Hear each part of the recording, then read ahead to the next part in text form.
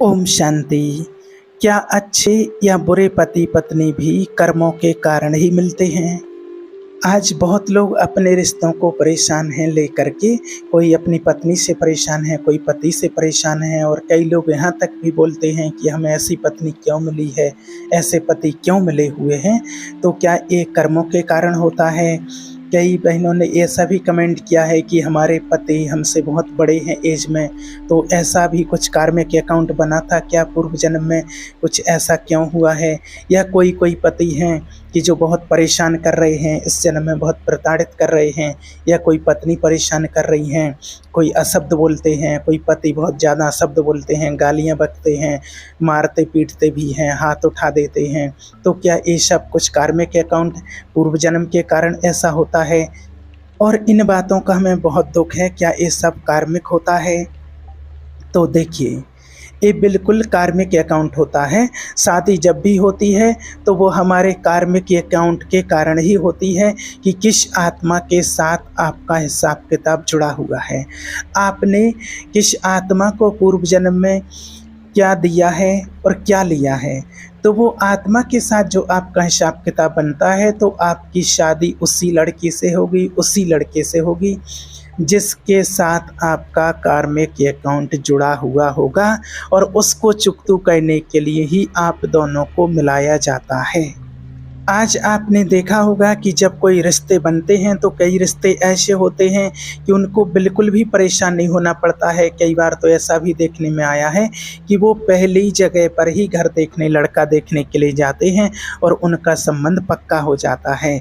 और कई ऐसे भी देखने में आते हैं कि बहुत चक्कर काटने के बाद कहते हैं इतने लड़कियों को पसंद किया, वो पसंद नहीं आई, ये पसंद नहीं आई, इतने लड़कों को पसंद किया, वो पसंद नहीं आए, तब जा कर के वो पसंद आई। तो वो पसंद नहीं आई, उसका यही कारण था क्योंकि आपका उस आत्मा के साथ कोई कार्मिक अकाउंट ही नहीं था, इसलिए वो लड़की या वो लड़का आपको पसंद नहीं आया। और जिसके साथ आपका कार्मिक अकाउंट था और जब तक आप वहाँ तक उस तक नहीं पहुँचे हैं, तब तक आपको वो दूसरा और कोई पसंद आता ही नहीं। ये बिल्कुल कार्मिक अकाउंट के कारण ही होता है। अब दोनों पति पत्नी के बीच में जो सुख और दुख वाली बात होती है, कई रिश्ते ऐसे होते हैं पति पत्नी के जोड़े के बहुत अच्छे से चलते हैं, बहुत प्रेम से चलते हैं। शायद आपने भी ऐसे कोई रिश्ते देखे हों और हमने भी देखे हुए हैं। एक दो जो ऐसे जोड़े हैं जब से शादी हुई है और आज तक भी उनकी कभी आपस में झगड़ा नहीं हुआ है, कभी लड़ाई नहीं हुई है। ये बहुत बड़ी बात होती है। मैंने बहुत कम ही ऐसे एक दो ही कुछ बहुत कम ही ऐसे जोड़े मिलते हैं, ऐसी जोड़ियां मिलती हैं, क्योंकि उन्होंने जिस आत्मा के साथ उनका हिसाब किताब जिसके साथ जोड़ी बनी है तो उसको कभी दुख नहीं दिया होगा, इसलिए वो आत्मा भी आज दुख नहीं दे रही हैं। और जो ऐसे रिश्ते बहुत देखने में आते हैं जो आज बहुत परेशान हैं, आपस में लड़ाई झगड़ा चलते रहते हैं, परेशान होते हैं, अशब्द बोलते रहते हैं, गालियां देते रहते हैं, तो इसका क्या कारण होता है? अब जो आपको अभी पति के द्वारा या पत्नी के द्वारा जो कष्ट मिलते हैं, जो बातें सुननी पड़ती हैं, ताने सुनने पड़ते हैं, तो वो ताने आपने किसी जन्म में दिए थे। इस सिंपल सा कर्म का सिद्धांत है कि जैसा बोओगे वैसा काटोगे, और जितना बोओगे उतना काटोगे। जिस तरीके से बोओगे आप उस तरीके से काटोगे। अब आप इसको कितने भी ढंग से समझ लो, अगर आपने कभी ताने मारे होंगे, किसी को गालियां दी होंगी, तो ज़रूर आपको वो गालियां मिलेंगी ही, चाहे किसी भी आपको किसी भी प्रकार से कितने भी समय में मिलें। पीछे कुछ समय की बात है, कुछ समय पहले एक बहन आई, वो माना बहुत दुखी थी, अपने जीवन से बहुत परेशान थी, अपने पति से बहुत परेशान थी, और वो भगवान में बहुत श्रद्धा रखती थी, भावना रखती थी, बहुत भक्ति करती थी, रोज़ मंदिर जाती थी, पूजा अर्चना करती थी, घर में भी करती थी।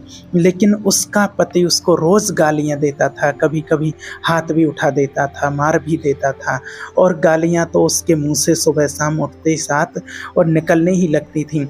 वो मंदिर जाए, मंदिर से लौट के आए तब गालियाँ, घर में पाठ पूजा कुछ भी करे तो गालियाँ, कोई भी काम करे भले अच्छा काम करे लेकिन उसके बावजूद भी उसको गालियाँ, और अगर कोई जवाब दे दे तो उसको मार देता था।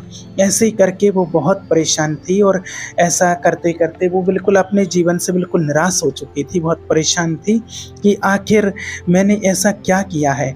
और वो अपने पति की बहुत सेवा करती थी, उसकी जो जो भी पत्नी का धर्म होता है वो पूरा दायित्व निभाती थी, उसकी जो भी सेवा है सब कुछ करती थी, खाना पीना से कपड़े से लेकर के हर प्रकार से उसकी सेवा करती थी।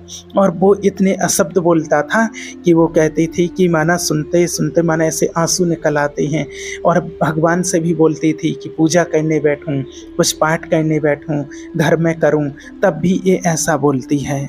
तो इस प्रकार से वो अपने जीवन में बहुत परेशान थी। वो एक दो बार आश्रम भी आई, तो उसने जब बताया सारी बातें तो उसको बताया कि जो कुछ भी हो रहा है देखिए आपके पूर्व जन्म का ही कुछ फल है, कर्म है जिसका फल आपको मिल रहा है, आप इसको मान लीजिए, स्वीकार कर लीजिए। लेकिन उसको विश्वास नहीं होता था कि ऐसे मैंने क्या किया होगा, और जो मुझे पति इतना प्रताड़ित करता है और मैं इतनी सेवा करती हूँ, सब कुछ करती हूँ, फिर भी मेरे साथ ऐसा क्यों हो रहा है। तो उसको विश्वास नहीं हुआ। फिर वो एक पास्ट लाइफ के जो डॉक्टर रहते हैं उनके पास जाती है। किसी ने उनको बताया कि आप अगर इतना परेशान हो रहे हो और अगर आप जानना ही चाहते हो कि आप के साथ आखिर ऐसा क्यों हो रहा है, तो आप अपना पास्ट लाइफ कराइए। तो वो डॉक्टर के पास जाती है, और जब वो पास्ट लाइफ कराती है तो जब उसके सामने उसको रिजल्ट आता है तो उसकी आंखें खुली की खुली रह जाती हैं। अभी जो ये पत्नी बन के आई है, ये पिछले जीवन में अपने घर की नौकरानी को, जो नौकरानी थी, उस नौकरानी को बहुत गंदी गंदी गालियाँ देती थी, बहुत गंदी वाली गालियाँ उसको देती थी, बहुत अशब्द अशब्द उसको माना गालियाँ बोलती थी। और माना ऐसे ऐसे उससे बोलती थी कि अरे तुम अपने परिवार को खा गई है, परिवार को खा करके यहाँ आई है। तो माना क्या हुआ था कि जो नौकरानी थी पहले वो बहुत अच्छे घर में थी, माना बहुत पैसे वाले थे, सब कुछ था, लेकिन कोई इससे घटनाएं घटी जिसके कारण सब कुछ उसका पैसा ख़त्म हो गया है। तो वो परिवार को चलाने के लिए और माना काम करती थी, झाड़ू पोंछे बर्तन का घरों में काम करती थी। तो वो इस प्रकार से माना उसको प्रताड़ित करती थी और समय पर पैसा भी नहीं देती थी। ऐसा अब क्या हुआ, इस जन्म में जो वो नौकरानी थी वो उसका पति बन के आई है, वो आत्मा उसका पति बनी है, और वो जो मालकिन थी वो पत्नी बनी है। तो अभी जो मालकिन थी वो पत्नी बनी है और वो नौकरानी पति बन करके आया है। अब वो पति को जो जो उसने पूर्व जन्म में नौकरानी को बोला था, अभी वैसा ही वैसा व्यवहार, वैसी वैसी गालियाँ, वैसे वैसे अशब्द उसके साथ वो कर रहा है। बस वो नौकरानी थी, सेवा करती थी, तो सेवा वो भी करती है, लेकिन बस वो उसके लिए बहुत, क्योंकि वो तो हिसाब किताब है जो बताया है कि जितना दोगे उतना मिलेगा, जितना बोगे उतना काटोगे, जैसे बोगे वैसे मिलेगा। तो इसीलिए अगर किसी को ताने आपने दिए हैं, किसी को गालियां दी हैं, तो आपको खानी पड़ेंगी। और अगर आपने किसी को सम्मान दिया होता तो सम्मान आपको मिलता, अगर सम्मान आपने दिया है तो सम्मान आपको भी मिलेगा। सम्मान देने वाले भी लोग होते हैं जीवन में, और अगर आपके जीवन में भी अच्छे सम्मान करने वाले लोग आपके हैं तो आप नमस्कार करना अपने शुभ कर्मों को, और अगर नहीं हैं तो आप माफ़ी मांग लेना अपने बुरे कर्मों के कारण जो आपके साथ हो रहा है। तो इसका सीधा सीधा सा मतलब है कि जितना आपने दिया है उतना आपको मिलेगा।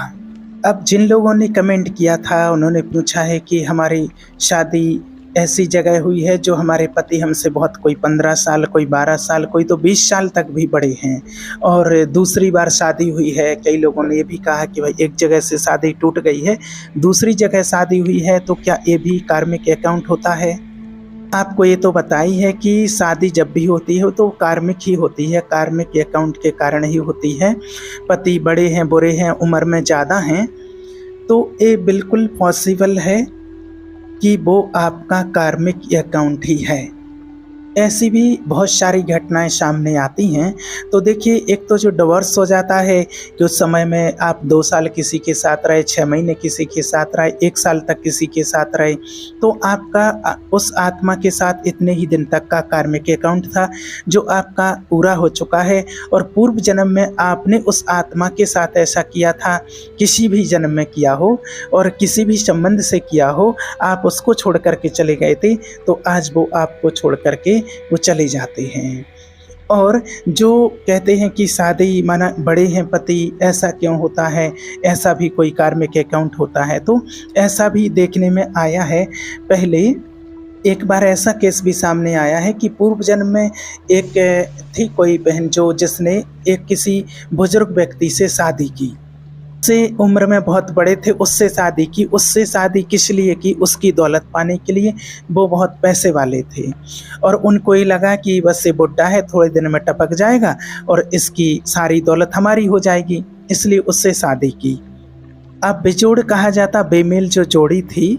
अब जो वो व्यक्ति बुढ़ा था, ये जो जैसे करती थी, ये पत्नी बन करके जो गई थी उनका, वो वैसे उसको झेलता रहता था। वो तो बूढ़ा था और अपनी वो उसके मन में यही रहता था। वो जो व्यक्ति था उसके मन में तो प्रेम का ही भाव रहता था, लेकिन वो जो पत्नी थी वो सिर्फ बस उसको दिखाने के लिए ही थोड़ी बहुत उसकी केयर करती थी।